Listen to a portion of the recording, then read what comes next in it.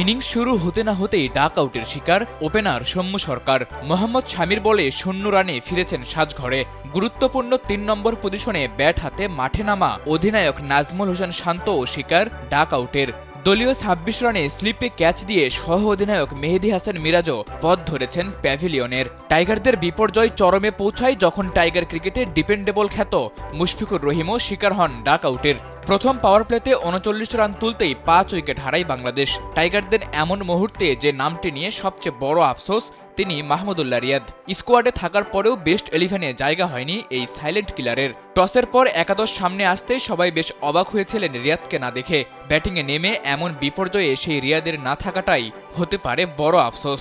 কারণ সর্বশেষ ওয়ানডে বিশ্বকাপে দলের ভরাডুবিতেও ব্যাট হাতে দুটি ছড়িয়েছেন রিয়াদ। স্যান্ডেলিনা সো, রূপচর্চায় আভিজাত্য। অভিজ্ঞ এই ব্যাটারের না থাকা নিয়ে টসের সময় কিছুই বলেননি টাইগার অধিনায়ক নাজমুল হোসেন শান্ত।